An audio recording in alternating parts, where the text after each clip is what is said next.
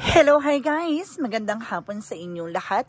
This is Shino Rodriguez, Mama sa Great Channel, a faith healer, also matarder. So, yung hapon na to, tignan natin nagsabihin sa'yo ng ating mga gabay. So, this is a weekly gabay for the month of July 24 hanggang July 31 for the sign of Virgo. So, Virgo, welcome to my channel.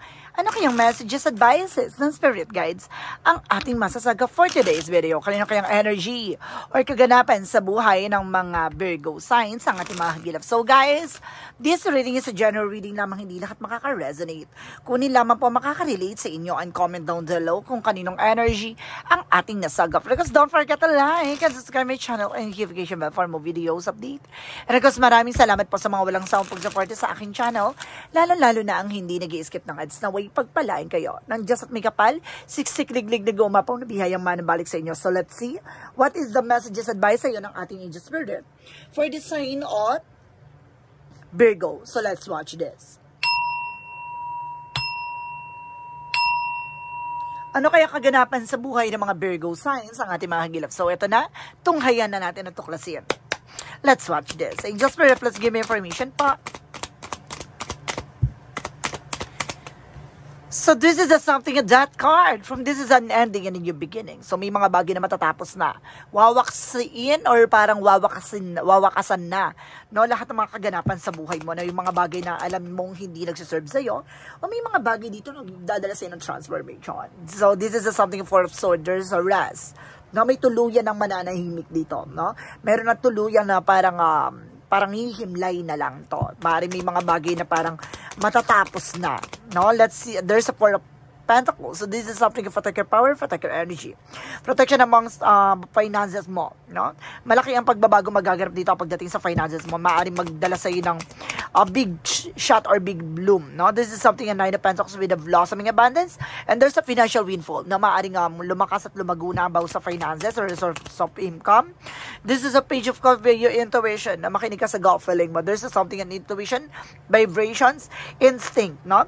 Inner voice, no? Makinig ka sa iyong gut feeling. So, this is something high physis. So, there's an hidden agenda or hidden enemies. So, may mga bagay na nakatago dito na maaaring nagre-reflect, no? Sa mga bagay na ginawa nila. Na maaaring may mga bagay dito na you are being protected. Na maaaring protektado ka na. Or may mga bagay dito na, kumaga, magbibigay ng reflections, no? But this is something a mirroring na pagdating sa love life. Kaya kung ikaw ay may asawa, may jowa, no? Iwasan lumande, humarot. No, maaring, kumbaga, kung ano yung gagawin mo, ganun din gagawin ng person mo sa'yo. So, let's see what is the death card. The death card represent the word card. No, this is something waiting is over. No, parang ito na hinihintay mo, no?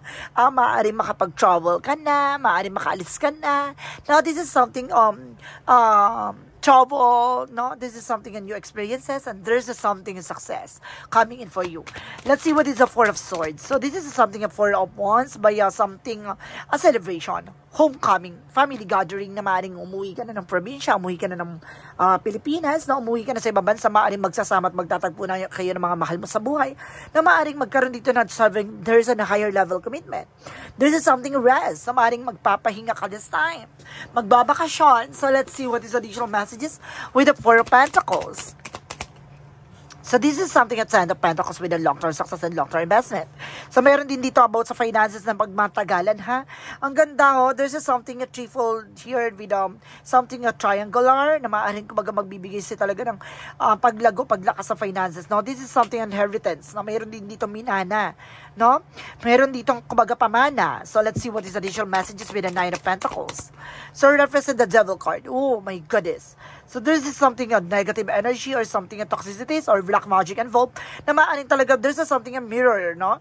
Na maaaring naghahatak ng negative and there's an open portal, no?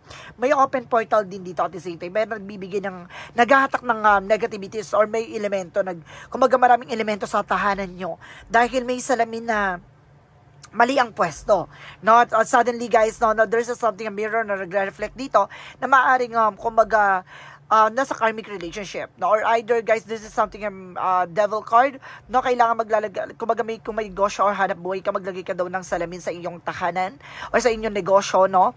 Na maaaring naka-front siya, no? Para kung sino yung mga bumibili, magre-reflect yung salamin. Para in case na may may magsasabi or mayroong mga taong, kumbaga, naiinggit sa inyo, no? Magre-reflect sa kanilang mga dinadasal, no? So, let's see what is the Page of Cups. Represent the two of Cups with a partnership, no? Some of you guys na makinig ka sa intuition mo, this is something, kumbaga, partnership na magtampang matagalan, or either, kumbaga, mag-ingat ka sa mga taong pakikisamahan mo.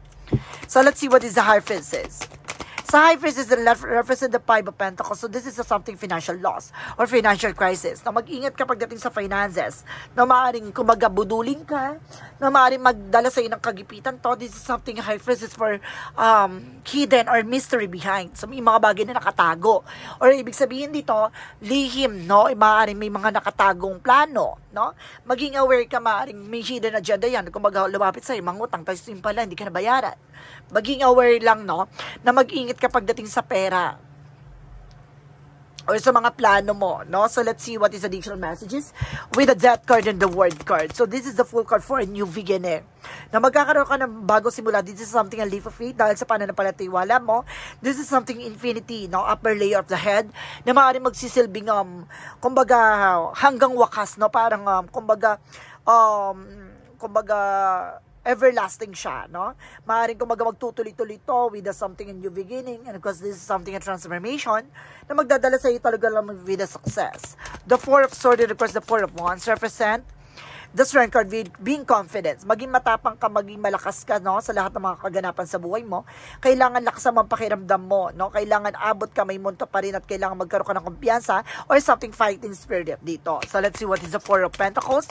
And of course, the Ten of Pentacles. So, represent the Page of Wands. So, this is something in new ideas, good news, no? And there's messages and email, no? Phone calls, no? Maaaring makatanggap ka ng kung ano-ano yan na may makukuha ka, no? There's documents na maaaring, kumbaga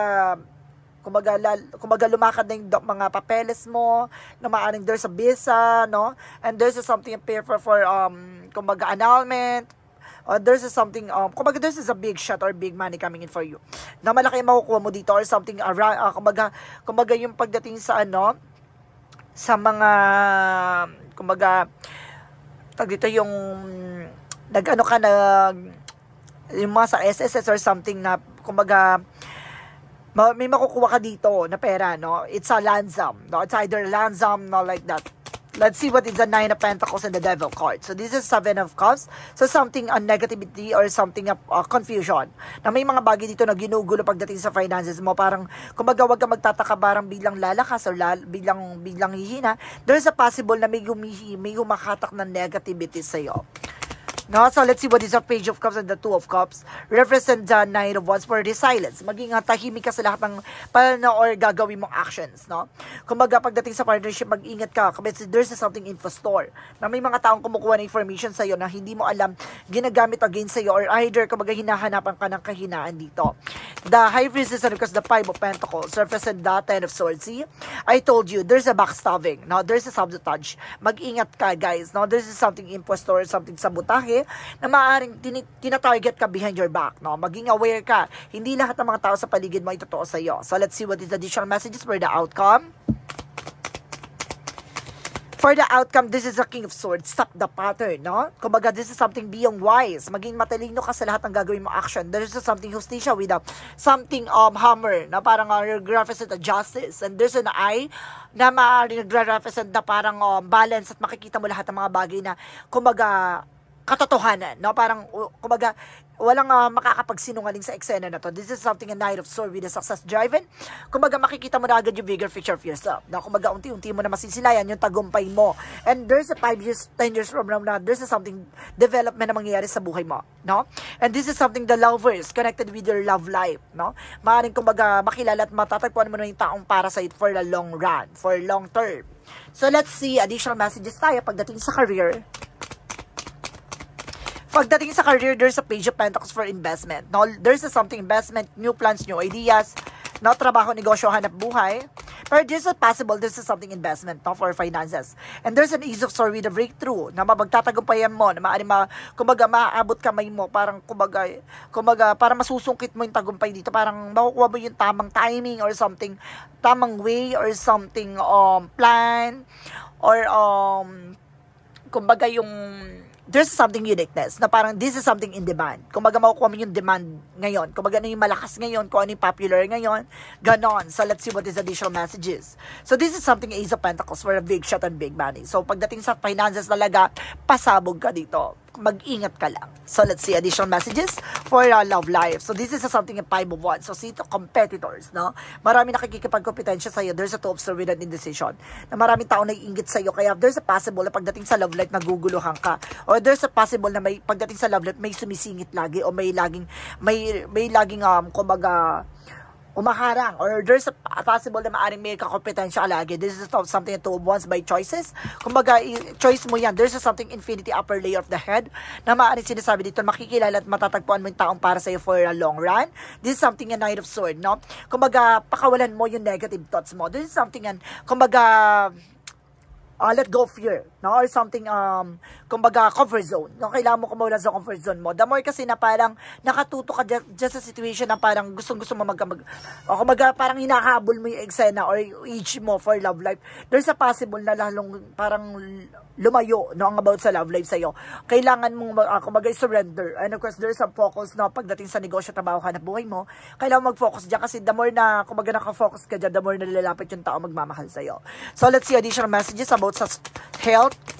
Sa health mo naman, there's now the King of Cups. There's something devoted for the person.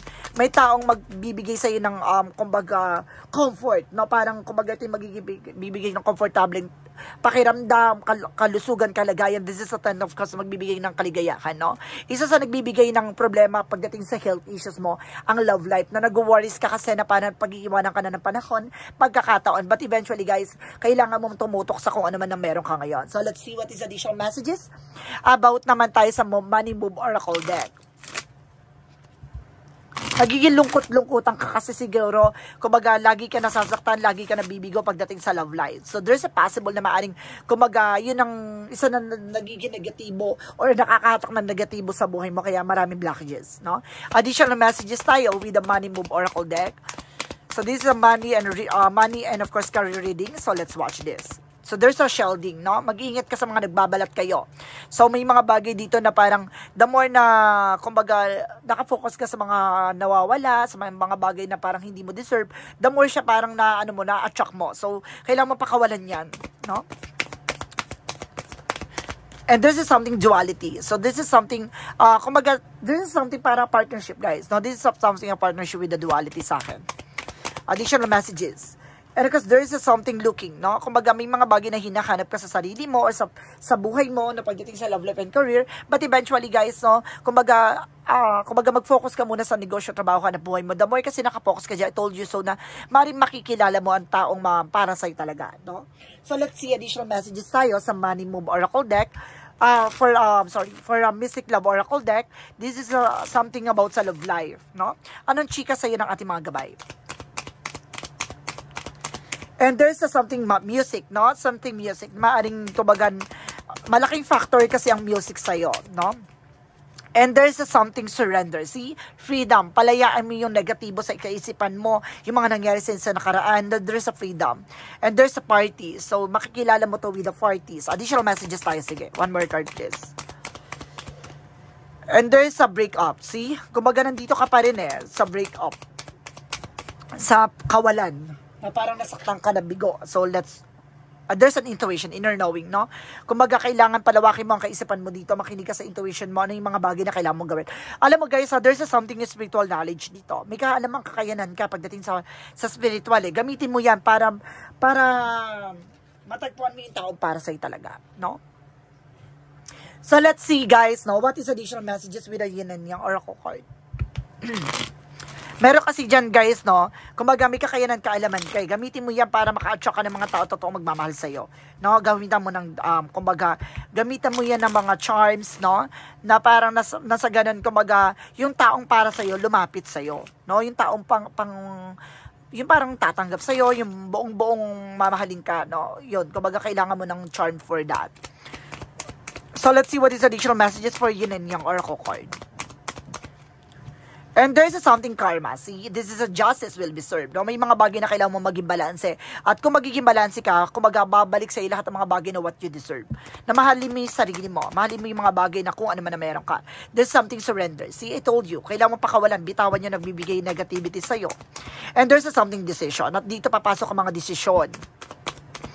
At sinasabi dito, there's a something memories, no? Pakawalan mo rin itong mga memories na to, na maaring kumbaga, yan din ang nagsisilbing negatibo sa buhay mo, no? So, let's see what is additional messages for magical prayer messages. Nakakulong ka kasi sa nakaraan eh. And there's a summer. Now, this is summer season na maaring masagot ng mga katanungan mo. And there's a something get some exercise, no? Kailangan mo mag-exercise dito, guys, no? At kailangan mo rin palakasin at patibayin ang iyong immune system.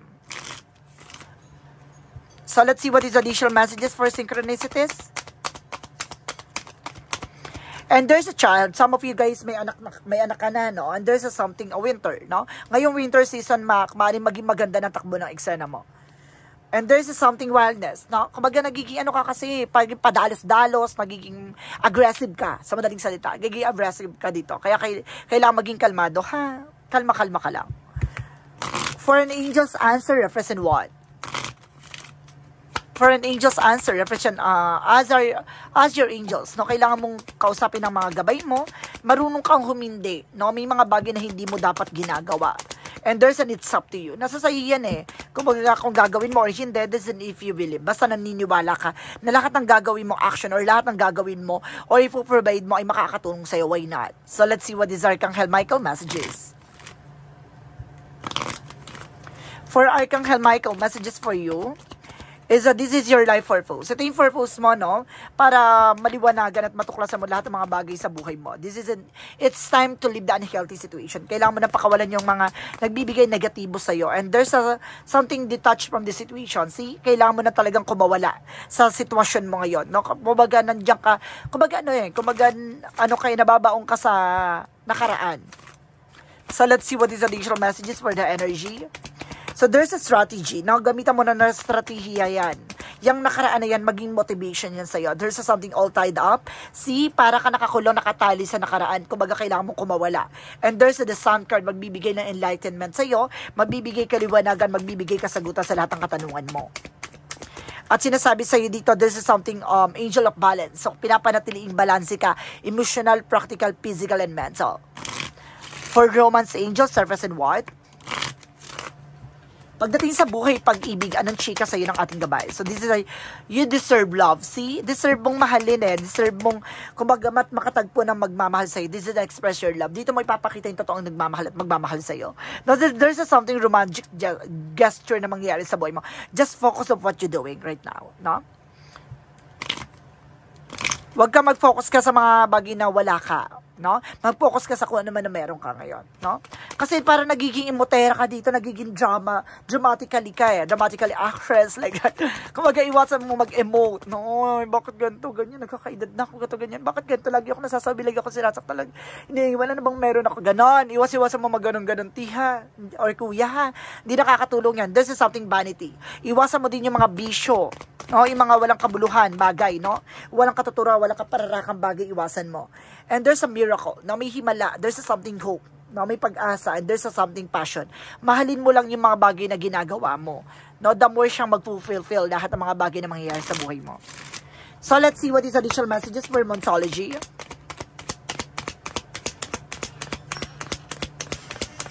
For Monsology, represent a fairy climax approaches. No, kumbaga na sa exciting part ka na. This is something nothing will come in this situation. Walang mangyayari sa situation nang hindi ka nagtitake ng action. And there's something believe the impossible. See? Maniwala ka lang daw sa mga imposible, mangyayari yung mga bagay na yan, no, as soon as possible. So let's see what is additional messages with an angel spirit.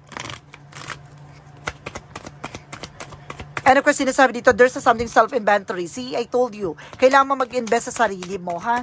Palawakin, palawigin, kakaalaman, kakayanan, at kumbaga buhay na ginagalawan. This is something aware, opportunity to awareness, no?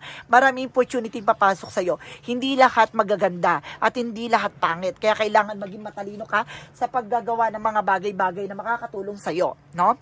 And there's something kitchen recreations, no? Ikaw yung gagawa ng isang bagay na ikabubuti mo at ikaw din yung isang bagay na ikaw rin makakagawa ng isang bagay na ikasasama mo. Now, this is something a transformation, no? Kumbaga, unti-unti nang magbabago, unti-unti nang mag-iiba lahat ng kaganapan sa buhay mo. Kumbaga, this is something development for your life. And of course, this is something much better for your life from the soonest, no? And this is something a teacher guidance, na marami kang bagay na matututunan dito. Lahat ng mga bagay na binibigay sa'yo, pinapaharap sa'yo, ay may mga bagay dyan na kailangan mong maranasan, no? Bago mo makuha yung rurok ng tagumpay. So, let's see what is additional messages. Hindi naman yan ipaparana sa ng parang wala lang no? Kailangan mong may matutunan dyan. Kaya umiikot yung cycle na yan at paulit-ulit yan nangyayari sa buhay mo. Kasi hindi mo nakikita yung kahalagahan ng pinapakita sa ng mga gabay na kailangan mo matuto sa gantong eksena, sistema, no? And this is something an indecision. Kailangan mo, this is something indecision. May mga bagay na hindi ka makapag-desisyon. No, this is something a judgment. May paalala sa iyo na you need to pay attention. For Archangel Raphael messages, represent what? And there's a do more research, no? Kailangan mo pang matutunan matuklas sa lahat ng mga bagay-bagay. Ibig sabihin dito, alamin mo, no? Tuklasin mo kung ano yung mga kamalian or may mga bagay na kailangan mo bang gawin, kailangan mong alisin, baguhin, na may mali dito sa sistema mo or sa mga ginagawa mo. Kaya siguro paulit-ulit yung kaganapan, no? And there's something live as stressful situation behind. Pakawalan mo yung nagbibigay stress sa'yo. Kasi may mga bagay, obligasyon tayo sa buhay natin na maaring, kumbaga, hindi tama at hindi worth it. No? At the same time, this is something good night sleep. No? Ito yung magbibigay ng parang payapang pagtulog sa'yo. Kailangan mo lang pakawalan yung mga iniisip mong negatibo. So, let's see what is additional messages with an angel spirit. Angel spirit, please give me information po. And there's a music. See, double clarification na may music talaga na kinalaman dito na maaaring, kumbaga, isa yan sa nagiging, kumbaga, gabay mo or tulong sa'yo, no? Para makarelieve, no, yung stress mo. Para ma-relieve yung stress mo. And there's a time to decide. Kailangan mo mag-decide as of now na kailangan mo na pakawalan, bitawan yung mga nagbibigay ng problema or something na kailangan mo mag-decide na kung ano yung gusto ng puso't isip mo, gawin mo. And there's a something option, no? Maraming mga choices dyan. Piliin mo lang yung mga bagay na makakabuti sa in the near future. No? So, let's see what is additional messages with an angel spirit. And there's a star keeper. No? Stay on your ground. Dapat alam mo sa sarili mo yung grounds mo. No, at the same time, there's something, the golden children. So, there's something rare gift. No? May kakaibang regalo sa iyo ang poong may kapal na iba-iba kayo ng no? Kumbaga, naiisip mo kasi minsan na pag-iiwanan ka na ng kaganapan sa buhay mo, naiiwanan ka na ng mga taon na una na sa iyo, mga kasabayan mo. But eventually, guys, hindi naman kumbaga, kumbaga hindi yan palaro or challenges ang buhay no? Hindi yan paunahan kumbaga may perfect timing for you, may mga perfect timing for sa kanila, may mga panahon na chapter yan no? Kumbaga kung nauna sila, may time na darating para sa'yo, kumbaga maghintay ka lang, baka yung time mo ay iba ang opportunity ibibigay sa'yo. Now for Jesus loving quote said,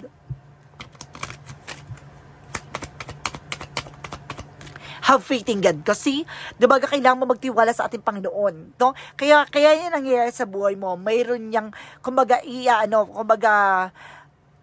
ipapadiscover sa'yo. May mga bagay dyan na kailangan mo malaman. Kung ano yung, kumbaga, ugat ng pangyayari na to. Kung ano yung nangyayari dyan sa buhay mo na, kumbaga, ano yung pinanggagalingan. Yun yung kailangan mo tuklasin. No, kailangan mo malang magtiwala. So, let's see what is the angel's number. Represent what?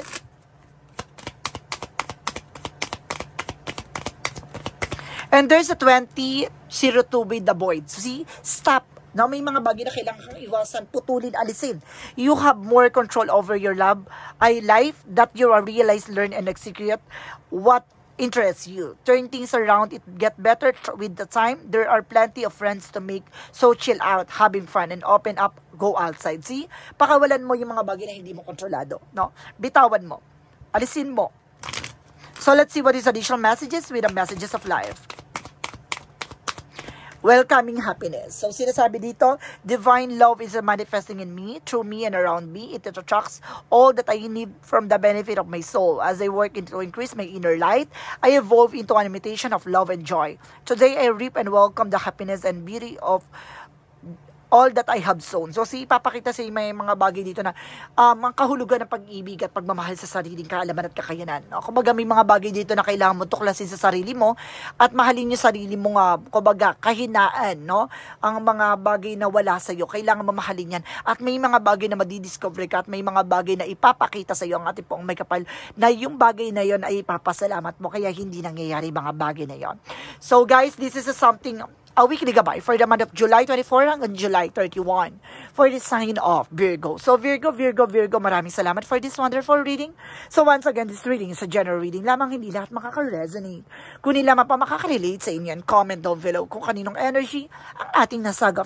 Don't forget to like and subscribe my channel and hit the notification bell for more videos updates. Kasi maraming salamat po sa mga walang sawang pagsuporta sa aking channel, lalo na ang hindi nag-skip ng ads, naway pagpalain kayo ng Diyos at may kapal, siksik, liglig na gumapaw na biyayang manubalik sa inyo. Maraming salamat po. And see you in the next video. Bye-bye and babush.